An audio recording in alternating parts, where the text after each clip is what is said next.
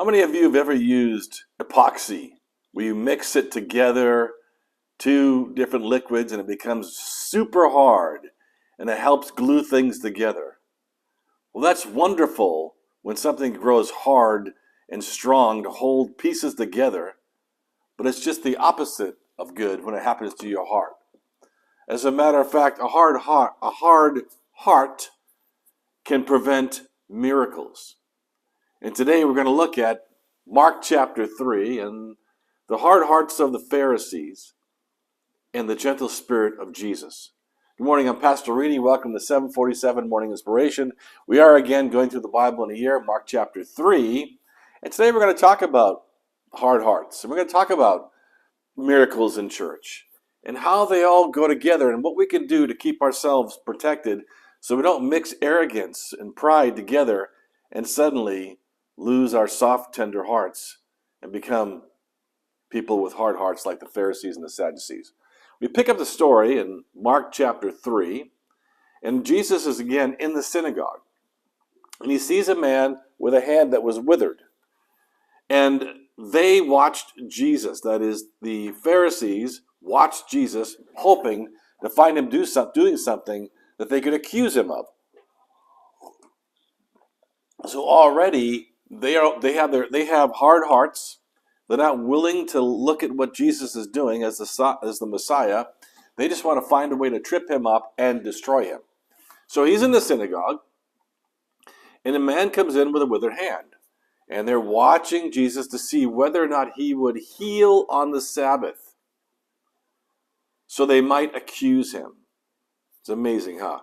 To think that it's wrong for a miracle to occur during a service. We look for just the opposite. Verse 3 says, "And he said to the man with a withered hand, 'Come here.' And he said to them," and he's talking to the Pharisees now, the leaders of the synagogue. Here's the man with a withered hand. He needs healing.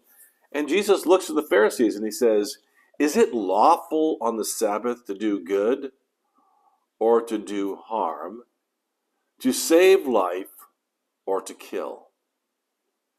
And the Pharisees, as they would do, wouldn't answer his questions. It says, but they were silent. That was an indication that they're trying to set him up, right? They're watching him. He's asking questions to help teach them, and because they refused to learn, they were silent, hoping he'd make a mistake. Now, Luke, by the way, he answers that question. The same story is told in Luke, but in Luke, he says they don't answer. He tells them, he goes, "Hey, if your sheep falls in a trench, in a hole, aren't you going to pull it out? How much more valuable is a man than sheep?" So actually, Luke actually shows him answering the question of the Pharisees. Mark doesn't give that answer. He just says that they're silent. Either way, they were silent in both accounts. So here's a man who needs healing. They're in the presence of the synagogue and they're worshiping the one true God. And he just simply asks the question, is it good? Is it better to do good or bad or harm on the Sabbath? And they refuse to answer because of their hard heart. And it says, "And he looked around at them with anger, grieved at their hardness of heart." So what they had done is they had mixed together their education, their achievements, their titles, and it all mixed together with arrogance, self-superiority, and they created an epoxy that gave them a hard heart. So when someone came along that had greater authority with them, they didn't like this person, and all they wanted to do was destroy that person. Not listen, not learn, but destroy. And here's a man who desperately needs healing in his hand to make a livelihood, and they didn't care about that man. All they cared about was their position and the fact that this Jesus was gathering great crowds and they were losing their influence.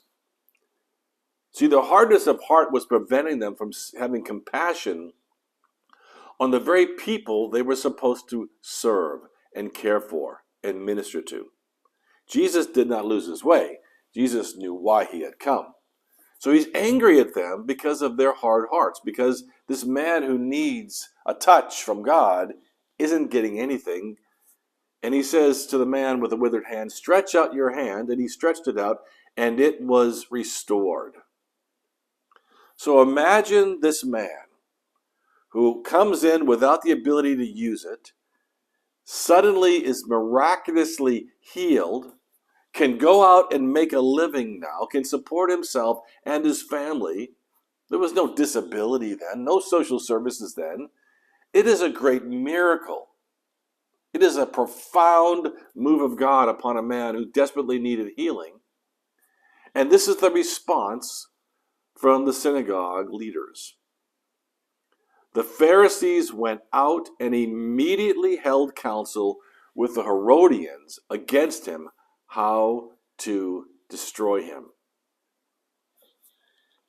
It boggles our mind. It boggles our mind. How could they have seen a great miracle occur in their very presence in the house of God, where they went to worship the living God, and they were angry at the healing? They were angry that this man was made whole. How could you have anger? Because they saw Jesus as a threat, because they had mixed together their pride, their education, their positions of authority, the superiority as a race. They put all these things together and made an epoxy that made their hearts hard. And when the gentle spirit of the Savior came in their midst, they could not receive it.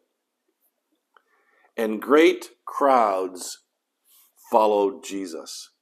In spite of them wanting to destroy him, great crowds followed Jesus. The people knew there was something about this Jesus. They knew he had power. They knew he had authority. They knew he wasn't one of the arrogant Pharisees or Sadducees.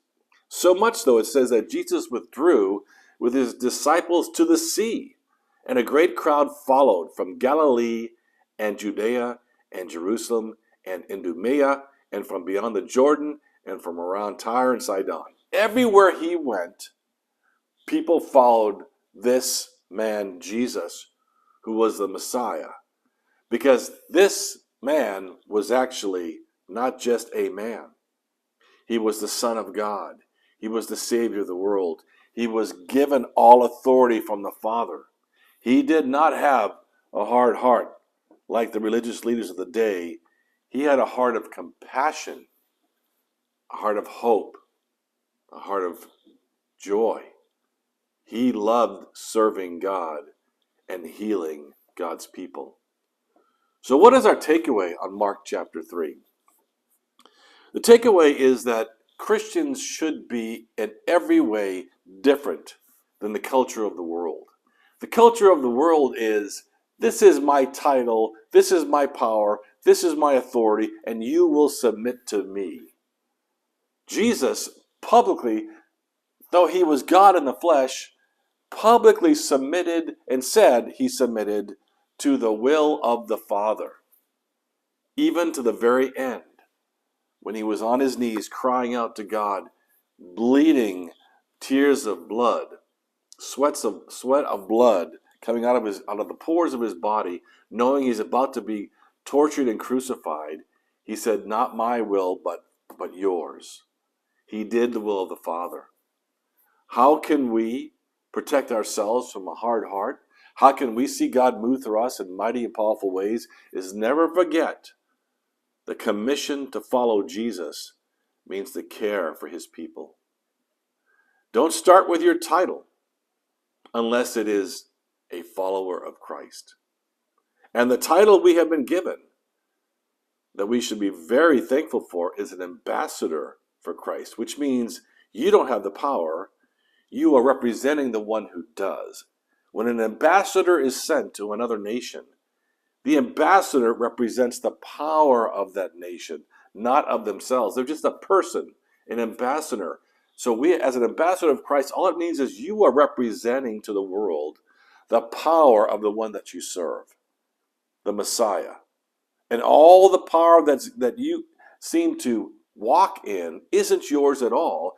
It is the living God's power working through you to touch the lives of others. That is how we have a compassionate heart. Yes, Deborah says surrendering. That is exactly right. We surrender ourselves to God fully. So here's my question for you today. In Mark chapter 3, have you surrendered yourself fully to Jesus? Have you given everything, yourself, your dreams, your goals, your titles, your education, your successes, your failures, have you surrendered them all to Christ? Because if you do, you will no longer have a hardness of heart. You will have a heart of flesh, a heart that is soft, a heart full of compassion that wants to help those who need the love of Jesus. Well, of course, these messages are necessary for those who are trying to find their place with God.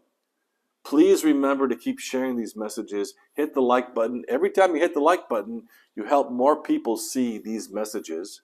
Please hit the like button. Share these messages with your friends, your neighbors, your coworkers, your family, your whatever.